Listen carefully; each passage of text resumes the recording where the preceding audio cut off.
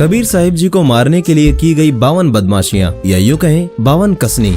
सन 1398 में कबीर साहिब जी सशरीर कलयुग में प्रकट हुए थे। उस समय भारत में सभी धर्मों में पाखंडवाद, अंधविश्वास, जातिवाद, छुआछूत जैसी कठोर बुराइयां अपने चरम पर थीं। साथ ही सामाजिक भेदभाव और कुरीतियां भी मानव के दुखों का कारण बनी हुई थीं। इन सभी बुराइयों का कबीर परमेश्वर जी ने बचपन से ही कड़ा विरोध किया था। उन्होंने लोगों को शास्त्र अनुकूल ज्ञान को अपनाने, जिससे उस समय के धर्म गुरुओं, आचार्यों, शंकराचार्यों, काजी तथा मुल्लाओं ने पूर्ण परमेश्वर कबीर साहिब जी को ना पहचान कर उनका घोर विरोध किया था तथा उनको जान से मारने की कुचेष्टाएं भी की थी। इन सभी धर्म गुरुओं ने मिलकर कबीर साहिब जी को कभी कुएं में डाल दिया तो कभी गंगा में डुबोया, तोप के गोले दागे, तेल में गर्म कड़ाहे में डाला, तलवार से काटा, खूनी हाथी के आगे डाला। इस तरह 52 बार उन्हें जान से मारने का षड्यंत्र रचा था, जिसे 52 बदमाशी या 52 कसनी के नाम से जाना जाता है। लेकिन कबीर साहिब जी का वे कुछ ना बिगाड़ सके, क्योंकि कबीर साहिब जी स्वयं अविनाशी हैं तथा पूर्ण परमात्मा है। फिर आखिर अविनाशी परमात्मा का नाश कौन कर सकता है? कबीर परमेश्वर जी स्वयं भी कहते हैं, जाको राखे साइया मार सके ना कोई, बाल ना बांका कर सके चाहे जग बैरी होए। हम ही अलख अल्लाह हैं, हमरा अमर शरीर, अमर लोक से चलकर आए, काटन जम की जंजीर, हाड़ चाम लोहू नहीं मोरे, जाने सत्य नाम उपासी, तारन तरन अभय पद दाता, मैं हूँ कबीर अविनाशी। आइए अब विस्तार से जानते हैं कि परमेश्वर कबीर जी को मारने के लिए उनके साथ कौन कौन सी 52 बदमाशियां की गई थीं। गर्म तेल के कड़ाहे में बैठाकर मारने का प्रयत्न करना। एक बार सिकंदर लोधी के धार्मिक पीर शेख तकी ने कबीर साहिब जी को जान से मारने के उद्देश्य से गर्म तेल के कड़ाहे में बैठाकर मारने की योजना बनाई। इस योजना को पूरा करने के लिए वो हजारों मुसलमानों को इकट्ठा करके सिकंदर लोधी के पास पहुँचा और कहा, हम इस कबीर को उबलते तेल की कड़ाही में बैठाएंगे। अगर ये नहीं मरा तो हम मान लेंगे कि यही अल्लाह है। जिसके बाद हजारों लोगों के सामने कबीर साहिब जी स्वयं ही उस गर्म तेल के कड़ाहे में जाकर विराजमान हो गए। सभी इस इंतजार में थे कि कबीर साहिब जल जाएंगे, पर कबीर जी उसमें ऐसे बैठे थे जैसे ठंडे पानी में बैठे हों। ऐसा देखकर शेख तकी ने कहा,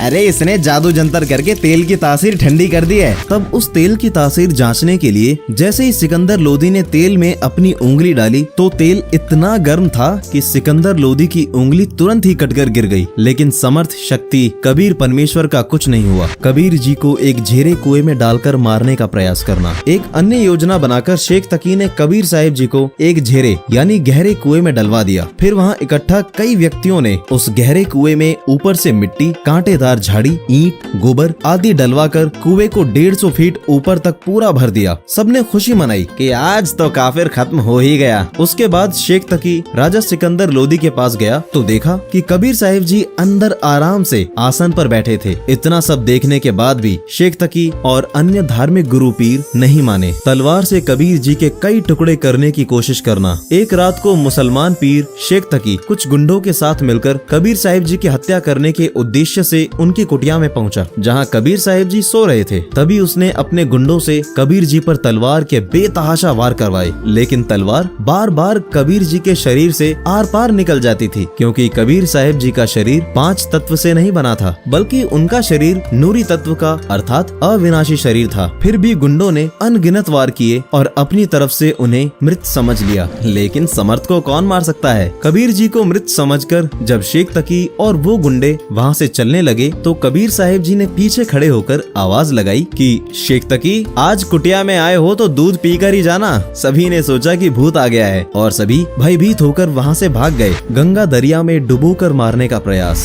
एक बार दिल्ली के सम्राट सिकंदर लोधी ने जनता को शांत करने के लिए अपने प्राणदाता कबीर जी के हाथों में हथकड़ियां लगाईं, पैरों में बेड़ियां तथा गले में तौक यानी लोहे की भारी बेल डाली और जनता के इच्छा अनुसार आदेश दिया कि कबीर जी को गंगा दरिया में डुबोकर मार दो। जिसके बाद सिपाहियों ने कबीर जी को नौका में ले जाकर गंगा नदी के मध्य में फेंक दिया। जिसके बाद सर्वशक्तिमान कबीर परमेश्वर जी की हथकड़ी, बेड़ी और लोहे की बेल अपने आप टूट गई। परमात्मा जल पर सुखासन यानी आलती पालती लगाकर बैठे रहे और गंगा दरिया में नहीं डूबे। ये अचरज देखकर भी वे सभी लोग परमेश्वर को नहीं समझ सके। इसके बाद तो राजा सिकंदर लोदी का धार्मिक पीर शेख तकी, जो कि कबीर जी से ईर्ष्या करता था, उसने मोर्चा संभाल लिया। उसने कहा, ये कबीर तो जंतर मंतर जानता है, इसने उस जल को बांध दिया है, तभी तो नहीं डूब रहा है। इसको नौका में बैठाकर किनारे ले आओ और इसके शरीर के साथ भारी पत्थर बांधकर पुनः गंगा के मध्य में ले जाकर जल में फेंक दो। ऐसा ही किया गया। इस बार भी सभी पत्थर बंधन मुक्त होकर जल में डूब गए, परंतु परमेश्वर कबीर जी जल के ऊपर आराम से बैठे रहे और नीचे से गंगा जल की लहरें बह रही थीं। परमेश्वर कबीर साहिब जी को तोप से मारने की साजिश करना। शेख तकी ईर्ष्या में इतना अंधा हो गया था कि जब कबीर साहिब जी गंगा नदी में नहीं डूबे तो शेख तकी ने उपस्थित जनता से कहा कि सभी कबीर जी को पत्थर मारकर मार डालो। फिर तीर चलाने वाले सैनिकों से तीर मारकर कबीर जी की हत्या कर देने को कहा, परंतु परमेश्वर कबीर जी की ओर ना तो पत्थर गया और ना ही तीर। तब शेख तकी ने कहा कि तोप मंगवाओ और गोले मारकर इस कबीर का काम तमाम कर दो। ऐसा ही किया गया। तोप यंत्र से गोले चलाए गए, परंतु कबीर परमेश्वर के पास एक भी गोला नहीं गया। कोई तो वहीं किनारे पर जाकर गंगा जल में गिर जाए, तो कई दूसरे किनारे पर जाकर गंगा किनारे गिरकर शांत हो जाए, कोई कुछ दूर तालाब में जाकर गिरे, परंतु परमेश्वर के निकट एक भी तोप के गोले नहीं गए। इसी प्रकार 4 पहर यानी 12 घंटे तक